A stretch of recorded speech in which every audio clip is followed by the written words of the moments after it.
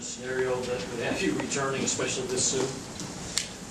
No, I definitely did not. I had actually kicking myself. I gave away all my gear and got rid of it all. And you know, I didn't expect it, but I think the situation lended for it. And you know, I always wanted to if the time was right, and I thought I could be useful to come back because I really did miss it. It was tough for me, probably the first year away from there, watching games on TV and seeing it. It was a little difficult at first, and you know, Florida's a great place certainly, but it was always something where I was hoping to maybe get back one day. I didn't know if it'd be soon or whenever it was, but I really enjoyed my 2 years here. How are you different? What'd you learn?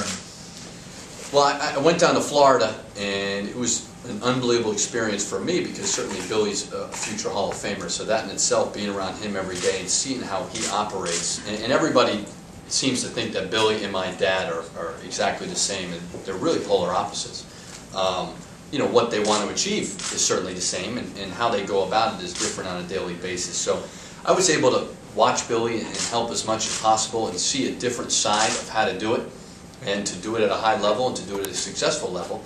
Was able to just really, you know, just watch. And then Larry Shyatt, who was a seasoned veteran, was on the staff, and Rob Lanier was another veteran who was on the staff, and both guys were head coaches at one time. So I took some stuff that Billy did, and I took some stuff that Larry Shyatt did and Rob Lanier did, and really just tried to watch and learn as much as possible.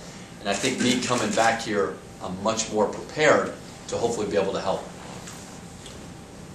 Do you guys feel at all necessarily committed for the 2012?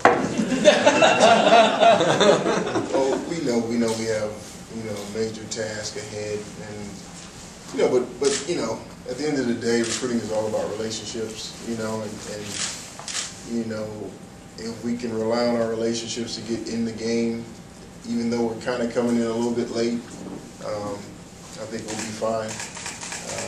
Selling this program, you know, is not a hard task. You know, selling Coach Pitino is not a hard task. So, you know, I feel pretty good about being able to go out, you know, with these guys and you know, present what we have to offer here at the University of Louisville, and I think we'll be fine. At what point did it seem like the relationships that assistants have with recruits, at what point did it kind of maybe turn a corner in terms of a kid literally deciding based on a relationship he had with the main recruiter that that's the school he's going to go to, as opposed to I want to go play for this head coach, so it doesn't matter if the assistant coach interchange, gets a new job, whatever, I'm going to go play for this coach in this school? Well, it's hard to answer that question. I think that, you know, with all the different forms of being able to communicate with recruits, I think that it has made our job easier in a certain sense. You know, back in the day, you wrote letters and you talked on the phone to recruits when you could, but now, you know, you email, you know, and so it makes the communication between assistants and recruits so much more frequent than it has been in the past that, you know, I think the relationships that they have with us becomes greater because of that. So, I mean, that's my take on it. You were at Marshall for a couple of years, and I'm sure you had other opportunities. Why Louisville, and what? I think to touch on what Joaquin said, unbelievable opportunity. When I look at college basketball, and you think about Coach and his success, and hey, the guy's a Hall of Fame coach, he can coach. This was a great opportunity for me, you know, and as you said, every year, you know, I have some opportunities, but nothing that was, to me, is as pressing as this place is. As you guys know, I had the opportunity to coach in the Derby Classic, and just having the opportunity to walk around the Yum Center, I mean, unbelievable. I've never seen an arena, especially for a college team to play in, as this is. And I mean, for me, it was just a great opportunity. You know, I think we've got a great group of coaches, and obviously our head man is the best in the business. And for me, I got excited when I had the opportunity to be able to come here and coach. What are your relationships with the summer basketball circuit? Why are those so much more important now than maybe, you know, the relationships with the high school coaches used to be? Well, I think things have changed a little bit, and it goes back and it goes in cycles 2 or 3 years. You know, some years the NCAA wants to put it on, you know, more recruiting towards the high school, and then, you know, some years it's the AAU guys, and some years it's shoe contracts and all that other stuff. But, you know, this business, and let's not kid ourselves, is based on relationships, especially with the AAU coaches. And, you know, I've been able to have those relationships because we've had a lot of kids come through the program that, you know, needed some help, needed to get stronger. You know, we're behind the 8 ball as far as academics, and I think the relationships are big. You have to have those. If you don't have them, then it's probably going to hurt you in recruiting. Kevin, you built a new team every year. How difficult, I guess, was that? And it kind of, now you're back in this, where you're going to have to build a team. I mean, it just kind of, your experience at doing that and how difficult it was each year. I don't know how to act because I can't, right now I got to stay in. You know, I can't go out to July on the road. At Hargrave, I was out every weekend, and we had to bring in, you know, 12 or 13 guys that we felt that were committed and, you know, were good players and that could help us win and that we could help them be able to be successful in life. I think here, the great opportunity is that, you know, I'm not the only guy recruiting. You know, on my staff at Hargrave, I had 2 assistant coaches that, you know, would recruit the guys that couldn't play. And I had to go out and recruit the best players. Well, these 2 guys are very good recruiters, very good coaches. So I think with this team, you know, it's going to take a lot of the pressure off me just to try to bring in all the players. So I'm happy with that. Coach mentioned possibly taking a high school player with your expertise in monitoring late qualifiers, that kind of thing. Is that something you're monitoring closely? Yeah, I mean, obviously, you know, 2 weeks ago I was on the other side, and I won't tell you, but I would wink and say, I hope a guy didn't qualify. Now,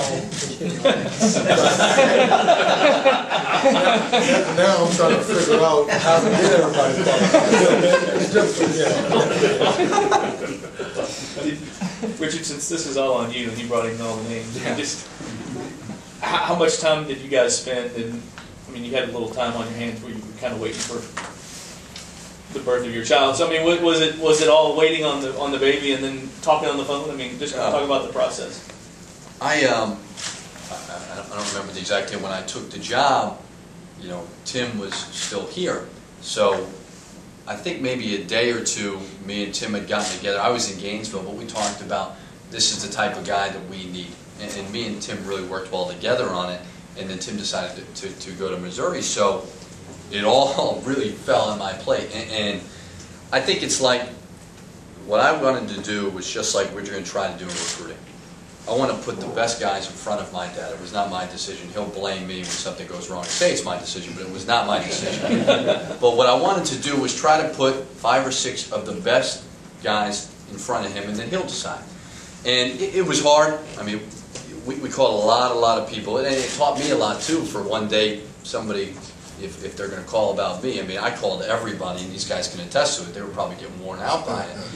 But I wanted to make sure that we brought the 2 right guys in, and the one thing that we looked for was 2 great recruiters, and I think these 2 are. I mean, like we talked about with Kevin. Kevin had to recruit his own team every single year, and this is no disrespect to where he was, but it's not like this place. So he's got some good resources here. And Why King I called around a lot about, and it was funny, I called a coach of an opposing team that they played, and I left him a message, and he called me back. He thought I was talking about scheduling New Mexico. And he left me a big long message that said, do not schedule them. They've got great players. They're well coached. Do not do it because you guys could lose. And I was really sold by then. And then the more I got to know these guys, I just thought that they were exactly what we needed. That they're no-ego guys. They're going to be great. We're all going to work well together and just sell the university and sell the basketball program. Richard, what was your reaction? With all your family's been through over the last 10 years, what was your reaction when you heard the other night that Osama bin Laden was dead? I was actually with my dad when it happened, and we got a text from my cousin. It's hard. I mean, you know, it's certainly not going to bring back who we lost, and we certainly grieved a lot about it, and all of our lives changed because of it. But if there's one thing that it does do, it brings closure to a lot of people, and I think, you know, I don't know if all the people were celebrating in the streets like that. If something like this didn't happen, at least it brings some closure to it, So hopefully everybody can move on and bring everybody together, which I think it did. New job